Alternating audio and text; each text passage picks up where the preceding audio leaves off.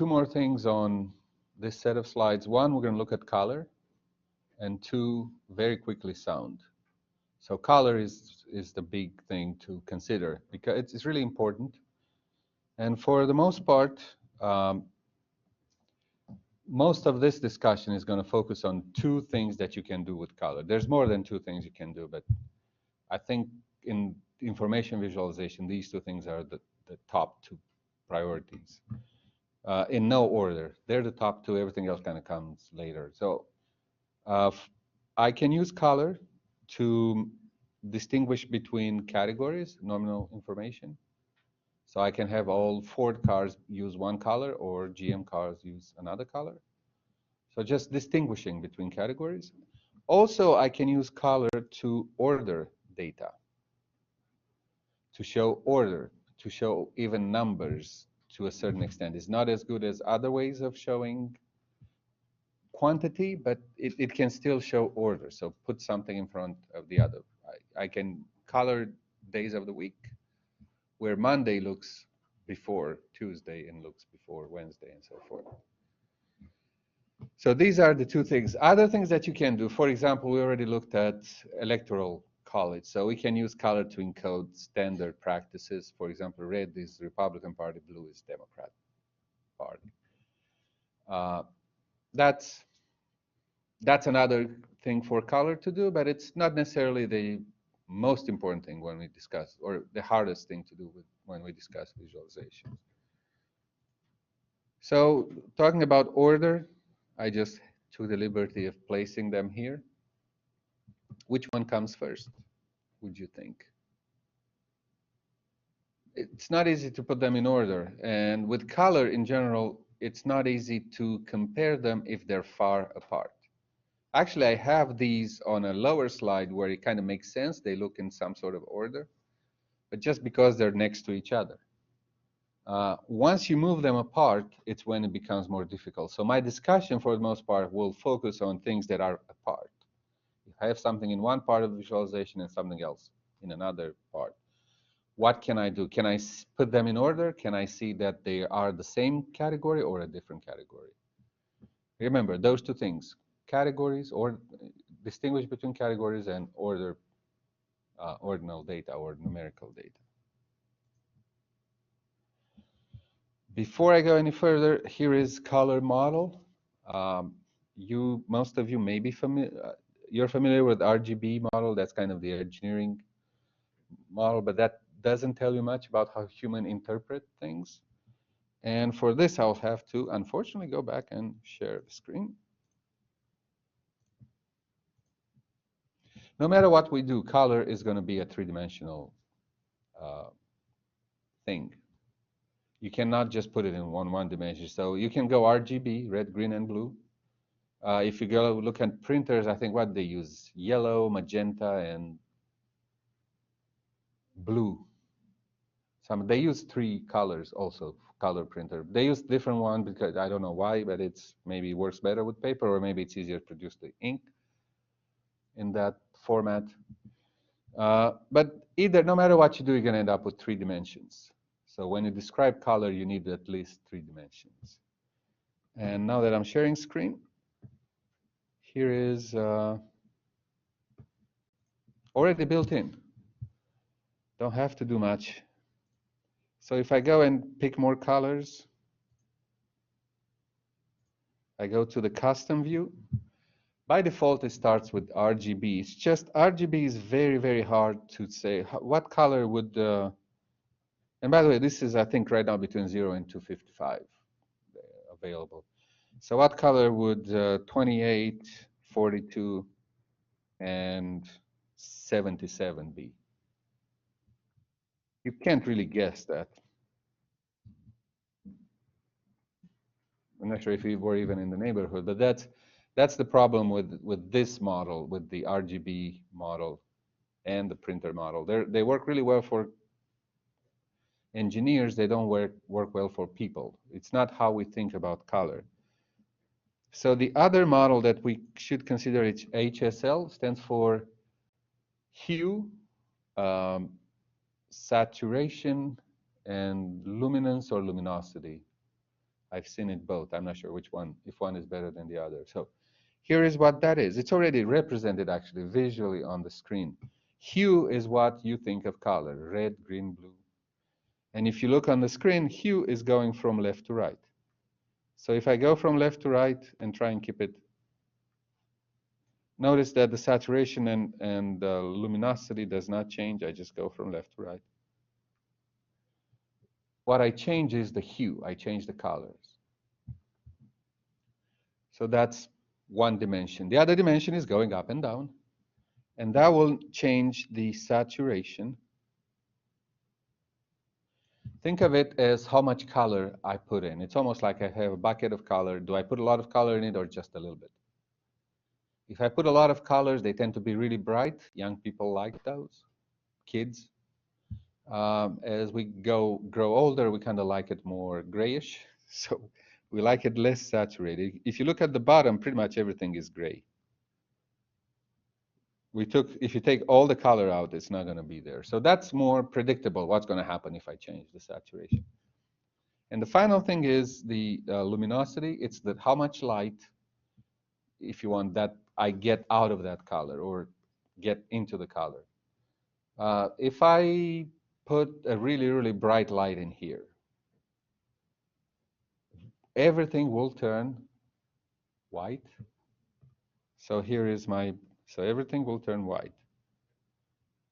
Okay, really, really bright light. And if I turn it off, everything will be black. So those are extremes, but then there's stuff in the middle. The colors get brighter or darker. So that's kind of the dimensions. And it's a little bit easier to think of colors that way. You can vary hue to change different types of colors. You can vary saturation, or you can vary luminosity in order to kind of get different representations. So these kind of are a little bit easier to interpret on what you're going to get than RGB. So that's why I want to talk about this color model.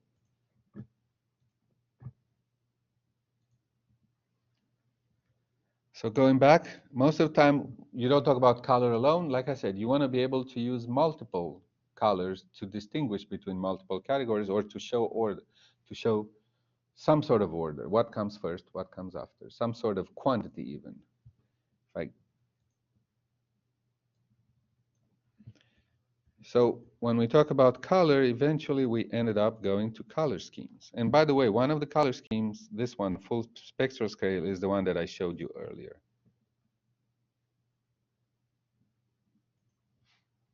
If you have it like that, it's easier to kind of put in order once you see it.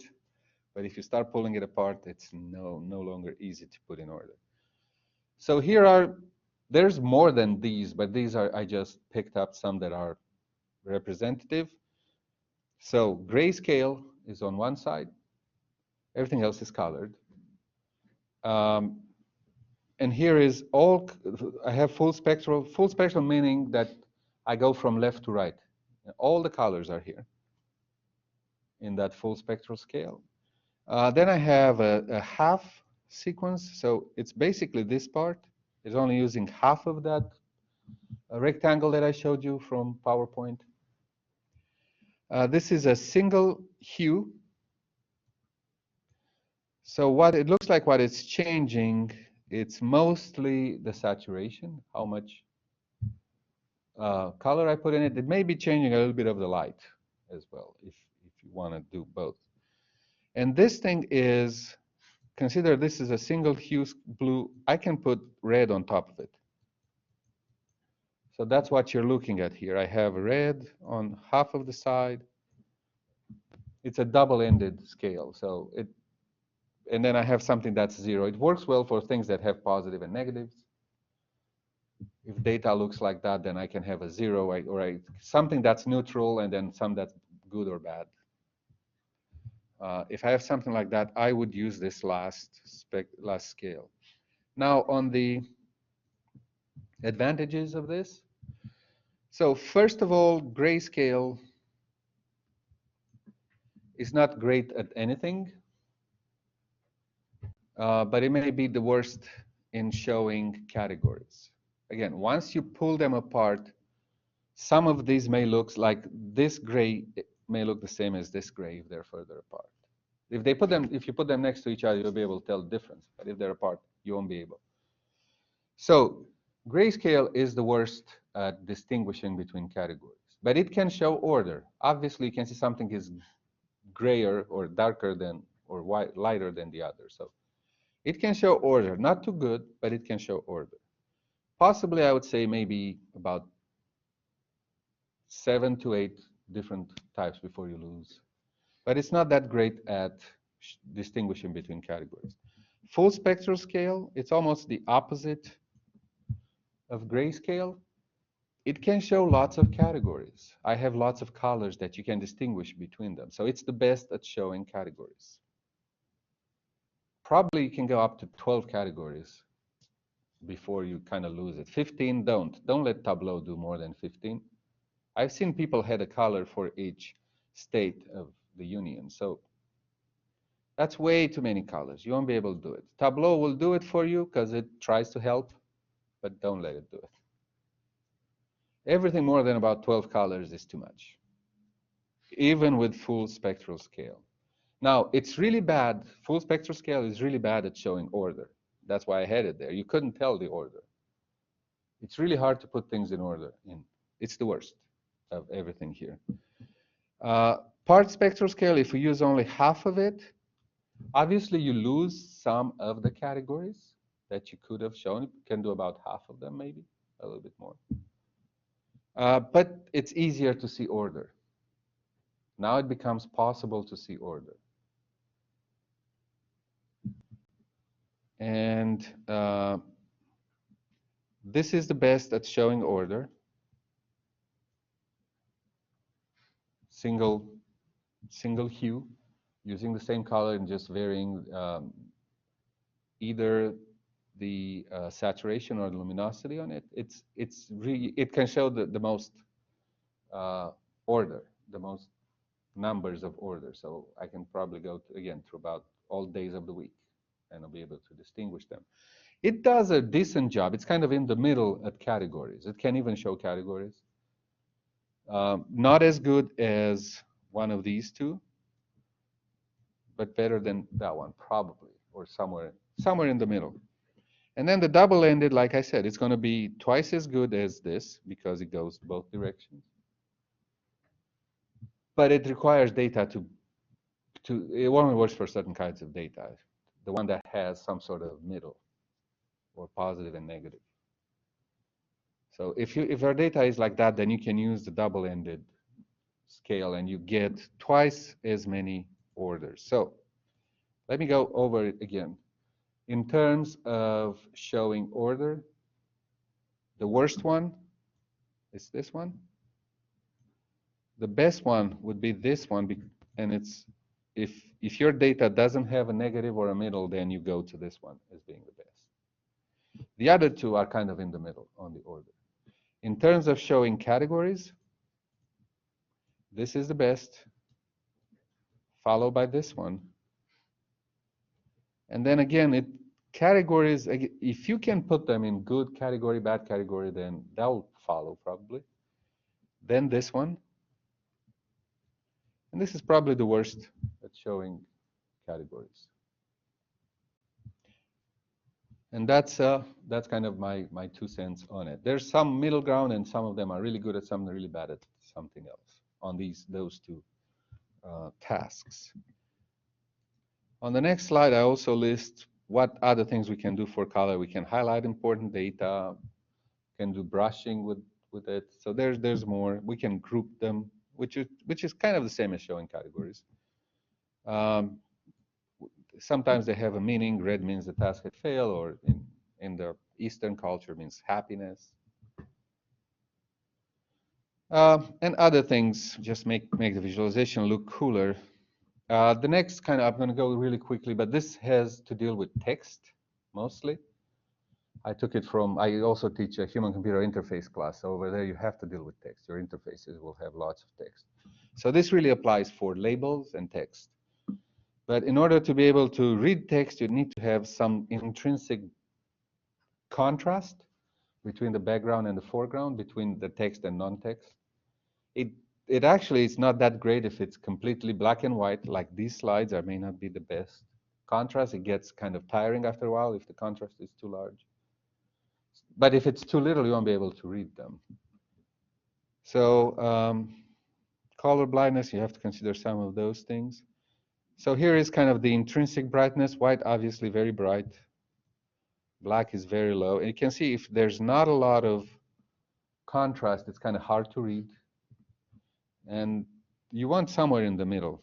And there are some combinations that just don't work. You don't want to have a red background and green text on it. Try it, see how bad it looks. Red background is not good in general.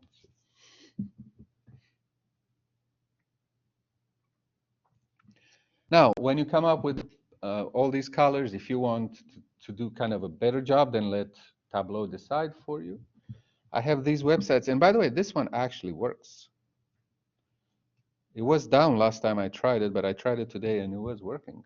So disregard, it is live. So these two are kind of similar. This one is different, and that one is checking for blindness, for color blindness. Okay, so let's look at them quickly, and you'll see, again, hue-wise, most people who kind of are in design, or if you're doing, I don't know, wrappers for candy. I have a friend who's actually doing something like that. He's designing, or ads that you put on the side, political ads.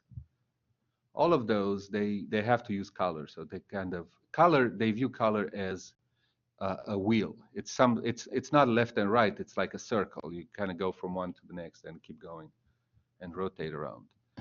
So that you will see these in the Adobe one and the Peloton. I'm still saying that, but I need to share my screen.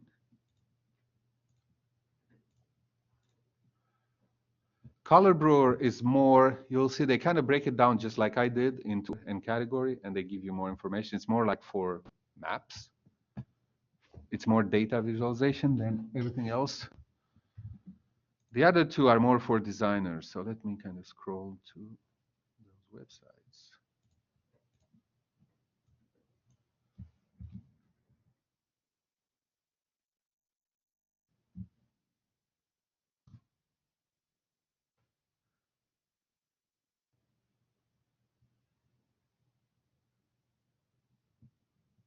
Doesn't want to work.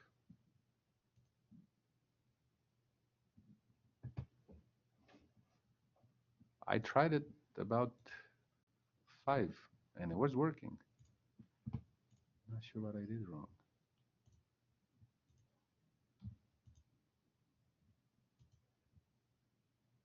Open hyperlink. Maybe that works.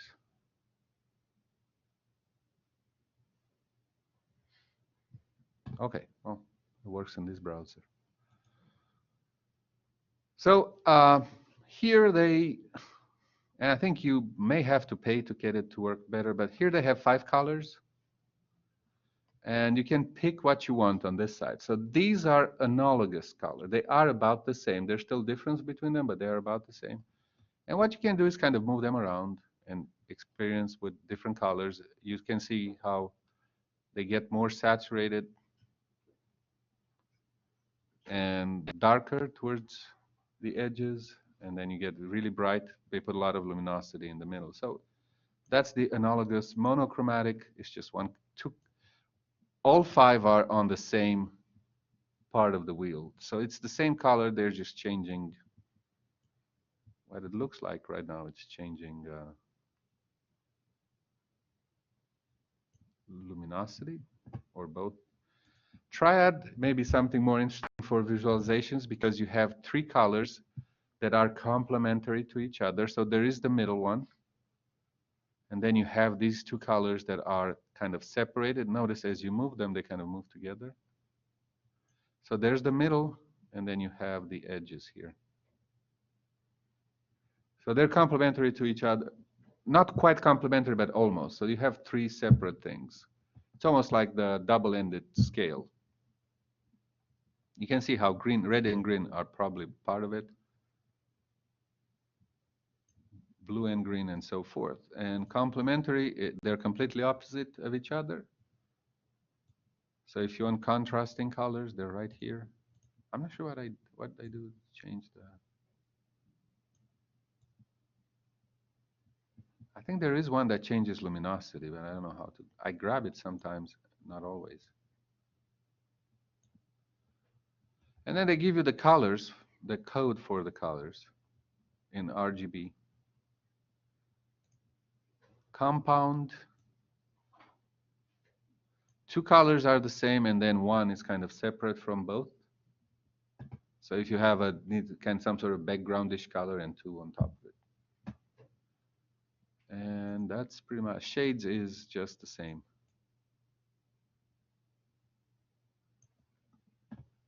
In the same neighborhood. The other one that I have, it's very similar. Peloton is going to be almost the same. It gives you maybe a little bit more interactivity, I would say.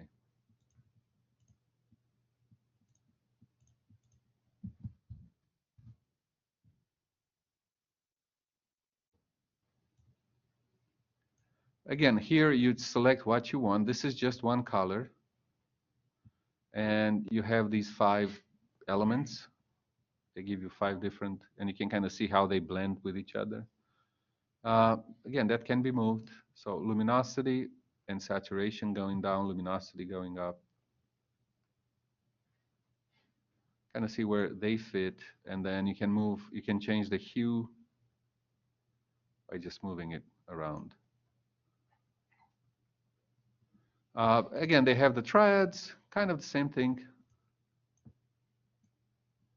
You can go towards more light color, more dark colors. More vivid, less vivid. Sorry, this was analogous colors. This is the triads. They're separate, opposite.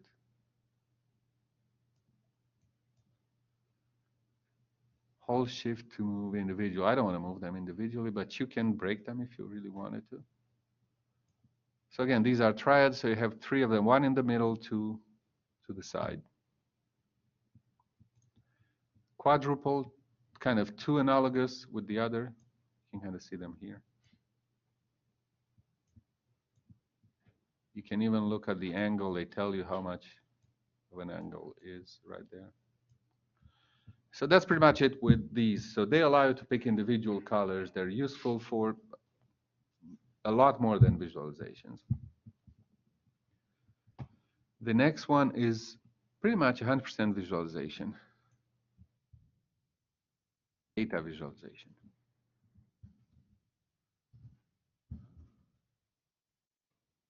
So what you want is sequential. So that would show order. These are color scheme that kind of give you order. You can select them and see how they look on a map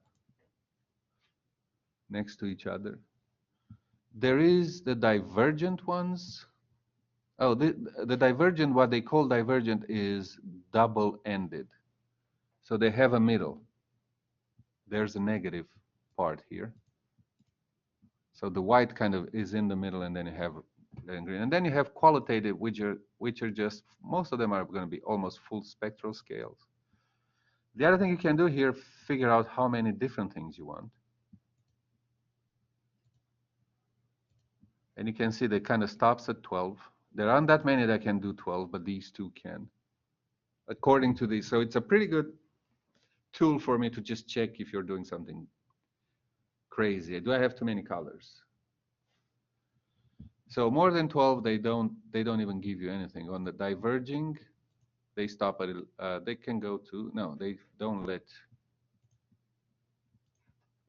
Not all of them, do they have? No, they don't even allow 12. Okay, but these are 11. Why? Well, obviously they don't allow 12 because there's a middle one, and you have 5 on top, 5 below. That's why. So it must be an odd number. Not sure, would they allow 10? Yeah, they do. And then again, sequential, they can only go to 9. They don't claim. So this is a single hue. This is a multi-hue. They use kind of a couple of them. that might still work. Okay, and again, they give you the colors code, and you could probably use it if you ever wanted to. But I was pushing it to the max. So that's about 9. That's a grayscale.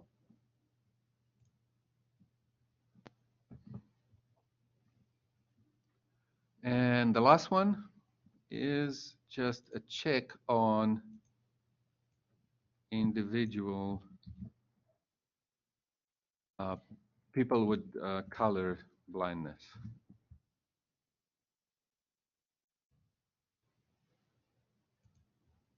So here are some examples. If I have a visualization of the world, a person that has red-green color deficit, and I want to think that men have, this is the most common one anyway, and men have it more than women. So this is how they will see this visualization. What you can do here is upload a snapshot of the picture and kind of look through look how people are going to see it. They kind of simulate it for how that would look like. So this is a blue-yellow color deficit. This is how that visualization would look like. Again, kind of the same things, colorful hats, but how people would see them. Different color disorder. This is the image that you go to doctor to check your color vision. That's why you won't be able to see that 3 in there. And there's more that you can look, different possibilities. So what you can do is either get the download, or I think you used to be able to upload to it.